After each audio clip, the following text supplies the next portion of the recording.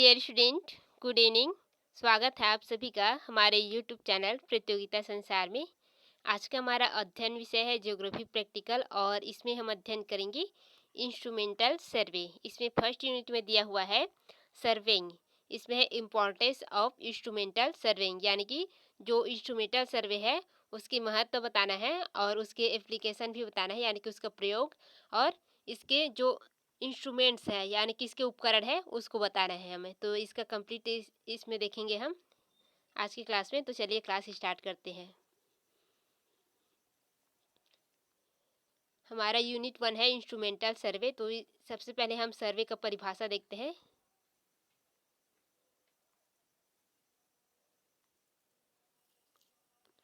Definition: सर्वेक्षण वह कला है जिसमें सर्वेक्षण उपकरणों की सहायता से धरातल पर मापी गई जो क्षैतिज दूरियां है, कोण है और ऊंचाई वगैरह है, इन्हें किसी रूट चिन्ह के अनुसार लघु मापनी पर मानचित्र के रूप में प्रदर्शित किया जाता है। यानी कि जो धरातल पर मापते हैं उसको हम मानचित्र में प्रदर्शित करते हैं। यही प्रक्रिया क्या कहलाता है? सर्वेक्षण कहलाता है। इस प्रकार सर्वेक्षण में 3 कार्य होता है। एक है अध्ययन क्षेत्र, जिसमें हम क्या करते हैं, किसी क्षेत्र में जाकर उस क्षेत्र का मापन वगैरह करते हैं। इसके बाद उसका सेकेंड में होता है मानचित्रण। इसके पश्चात जो आंकड़े लेते हैं उसका मानचित्रण करते हैं। इसके बाद अभिकलन करते हैं, यानी कि उसका प्लान तैयार करते हैं। ये 3 चीज है। अभी इसमें इसका व्याख्या भी किए हैं हम। अध्ययन क्षेत्र किसे कहते हैं, यदि पूछ दे एग्जाम्पल वाइवा वगैरह में, तो अध्ययन क्षेत्र जिसमें सर्वेक्षण उपकरणों की सहायता से क्षेत्र में निश्चित किए गए बिंदुओं के बीच की क्षैतिज दूरियां, कोण वगैरह, दिशा वगैरह, ऊंचाई आदि को मापकर क्या करते हैं, पुस्तिका में लिखते हैं। इसी को क्या कहते हैं, अध्ययन क्षेत्र कहते हैं। इसके बाद है मानचित्रण। तो जिसमें हम पुस्तिका में लिखी गई जो आंकड़ा वगैरह है मानचित्रण के नियमों के अनुसार उसको क्या करते हैं, आलेखित करके दिए गए मानचित्र पर बनाया जाता है, यानी उसको मानचित्र पर बनाते हैं हम उसको। इसके पश्चात है अभिकलन। तो जिसमें क्या होता है, स्थिति, क्षेत्रफल और आयतनों को निश्चित करने के लिए आवश्यक गणना किया जाता है, यानी कि उसको हम प्लान करते हैं। तो ये है अभिकलन। अब इसका थोड़ा सा निष्कर्ष दिया हुआ है। उपयुक्त विवरण से स्पष्ट है कि सर्वेक्षण वस्तुतः विज्ञान एवं कला का मिश्रण है, क्योंकि एक सर्वेक्षण को न केवल सर्वेक्षण के सिद्धांत व सर्वेक्षण उपकरणों की बनावट तथा तकनीकी ज्ञान एवं उनके सही प्रयोग का लंबा अभ्यास अनिवार्य है, अपितु उससे मानचित्र कला के सामान्य नियमों की भी पूर्ण जानकारी होनी चाहिए। ये कहा गया है इसके बारे में। और इसके अतिरिक्त एक अच्छे सर्वेक्षण में उच्च प्रेक्षण क्षमता भी होनी चाहिए और शीघ्रता सही निर्णय लेने का गुण भी होना चाहिए, यानी कि सर्वेक्षण कार्य जल्दी करने का गुण होना चाहिए, ये कहा है। अब हम देख लेते हैं सर्वेक्षण कितने प्रकार के होते हैं।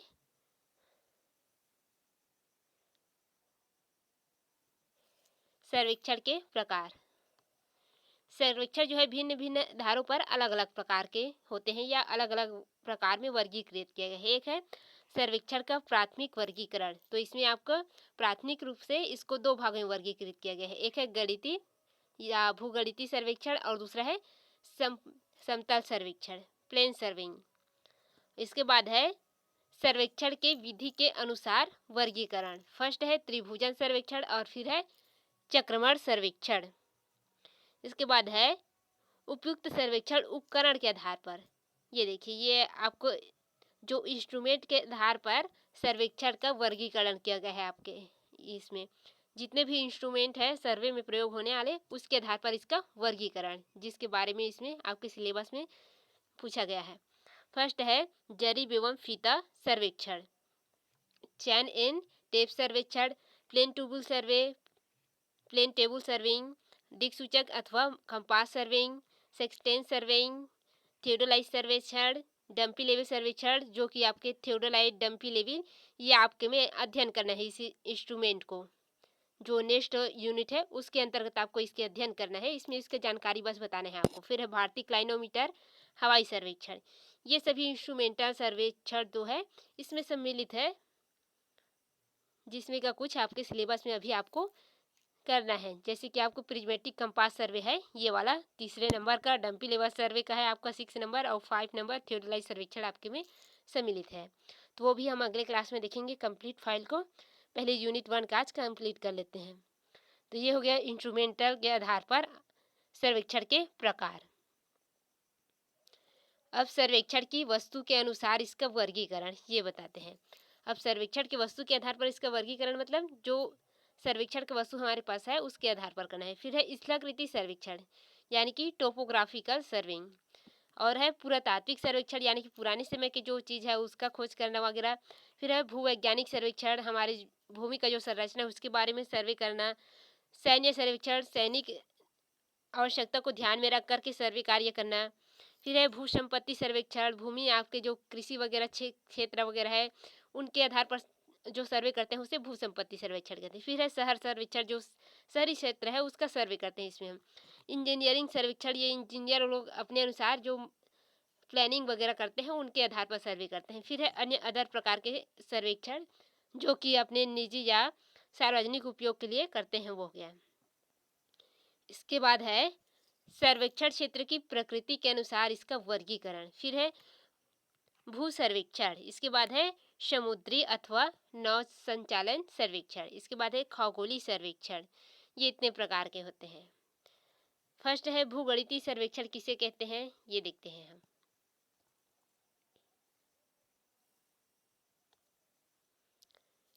भूगणितीय सर्वेक्षण जियोलॉजिकल सर्वेइंग,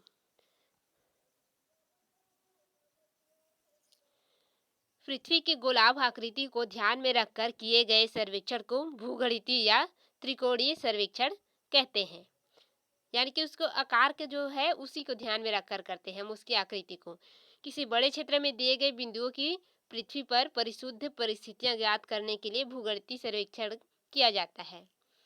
इस सर्वेक्षण में प्रयोग किए जाने वाले जो उपकरण है एवं प्रेक्षण की विधियां हैं बहुत ही क्या होती है, परिष्कृत होती है। और इस प्रकार के सर्वेक्षण केवल सरकार द्वारा कराए जाते हैं। उदाहरण के लिए भारत में जो सर्वे ऑफ इंडिया है या भारत सरकार का जो सर्वेक्षण संगठन है उसके द्वारा, और जो संयुक्त राज्य अमेरिका का जो यूएस जियोलॉजिकल सर्वेक्षण है वो, तथा जो यूएस के जो कॉस्ट एंड जियोडेलेट वगैरह सर्वेक्षण विभाग है, ये सभी करते हैं इसको भूगणितीय सर्वेक्षण को, क्योंकि इसमें से थोड़ा प्रक्रिया जो है बहुत ही जटिल टाइप का होता है। तो ये हो गया जियोलॉजिकल सर्वे।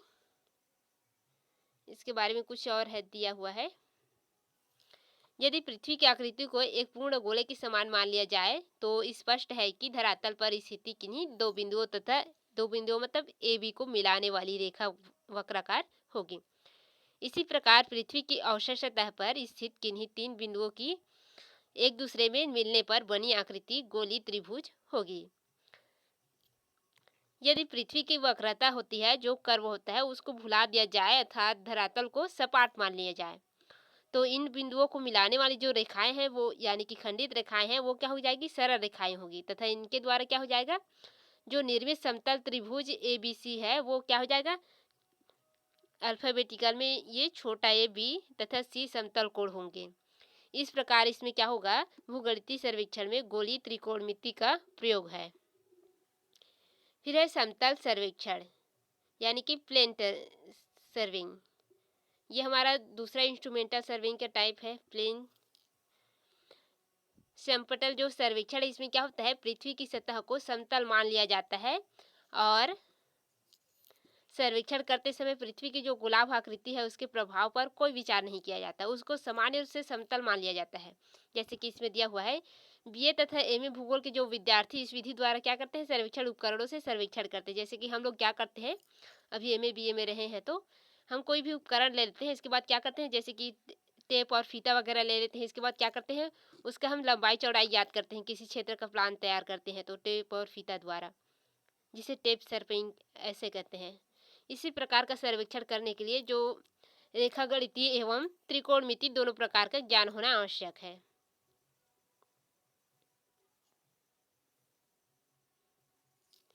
यद्यपि समतल सर्वेक्षण भूगणितीय सर्वेक्षण के समान परिशुद्ध नहीं होता, यद्यपि अपेक्षाकृत छोटे छोटे क्षेत्र में मापी गई दूरियों पर पृथ्वी की वक्रता का प्रभाव नगण्य होता है, यानी कि साफ दिखाई देता है। उदाहरण के लिए पृथ्वी पर दो बिंदुओं को मिलाने वाली वक्र एवं उनके बीच की जीवा की लंबाइयों में 185 किलोमीटर पर 0.015 मीटर या 37 किसी पर 0.15 मीटर तथा 55.5 किलोमीटर पर 0.3 मीटर दूरी पर या अंतर पड़ता है। ये सभी इसके अंतर बताए हैं यहाँ पर, कोई दिक्कत नहीं है।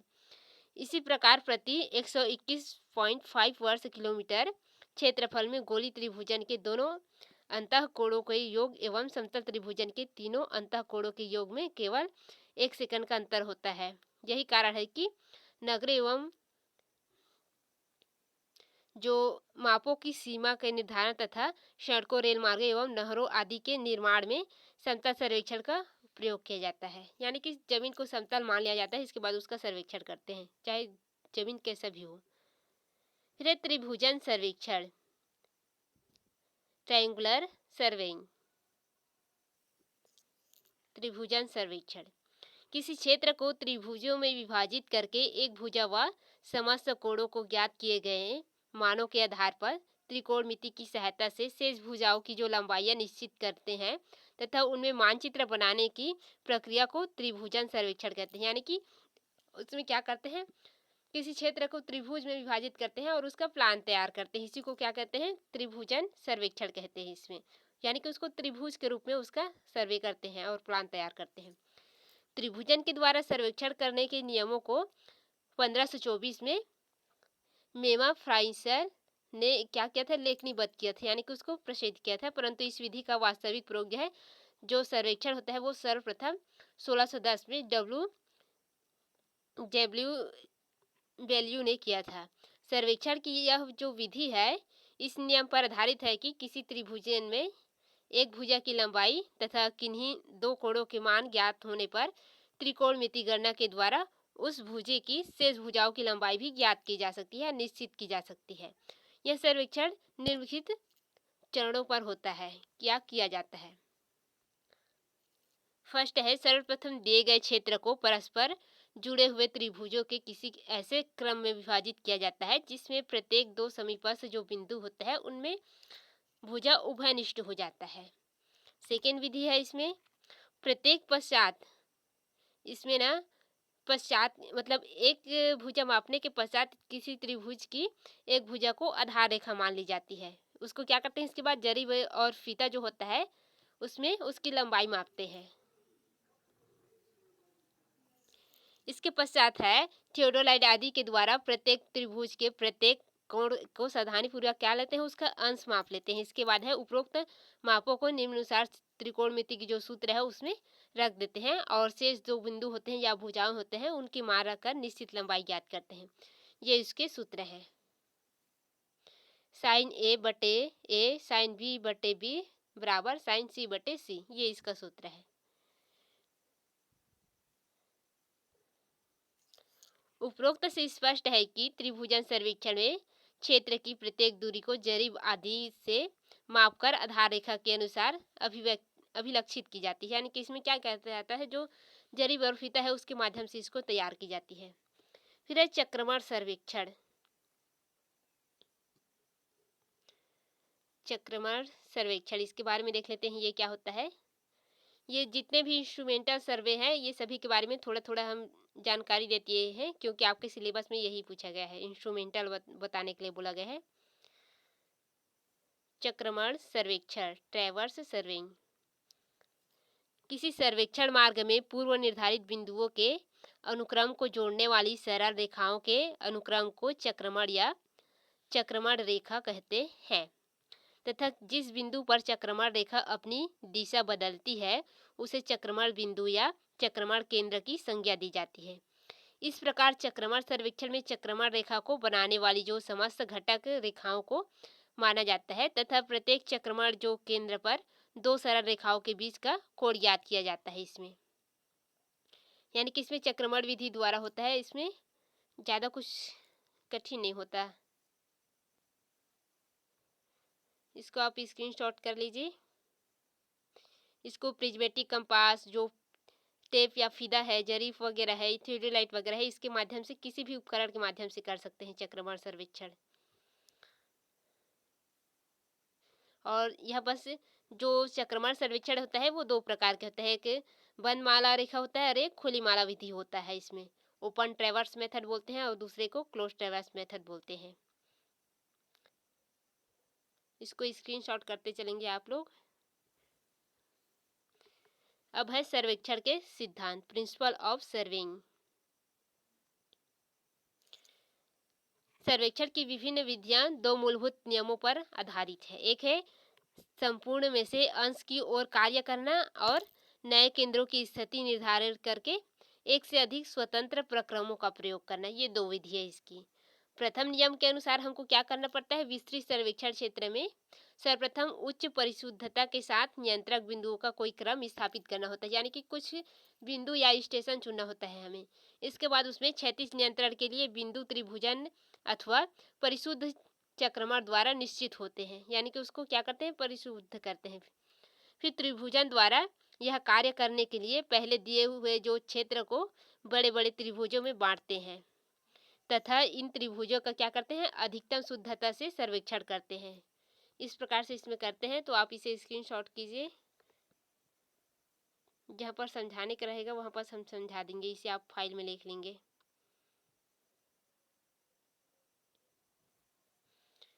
माप के प्रकार यहाँ पर दिया हुआ है।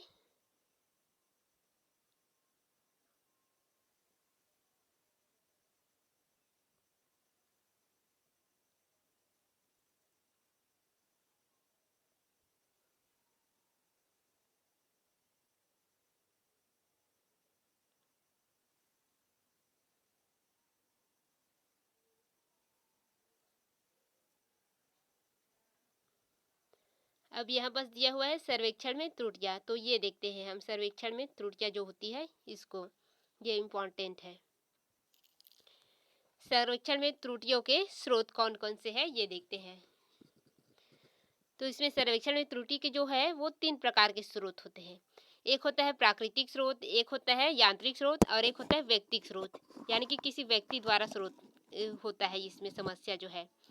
तो सबसे पहले देखते हैं हम प्राकृतिक स्रोत। ये किस प्रकार से सर्वेक्षण कार्य में समस्या लाता है, जैसे कि माप लेने में अवरोध तथा इसमें तापमान, वायु अपवर्तनांक या गुरुत्व, ये सभी क्या है, ग्रेविटी वगैरह, ये सभी का प्रभाव पड़ता है।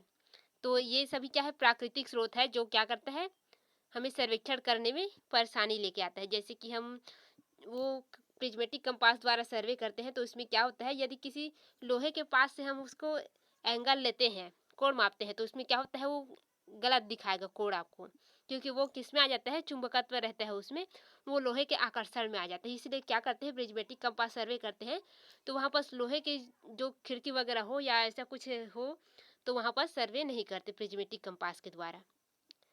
इसके बाद है यंत्रीय स्रोत। यंत्रीय स्रोत जैसे कि दोषपूर्ण यंत्रों का प्रयोग करना अथवा तापमान आदि के प्रभाव से फैलना या सिकुड़ना, ऐसा प्रकार का कुछ यंत्र होगा उसका प्रयोग करते हैं सर्वे में, तब ये होता है।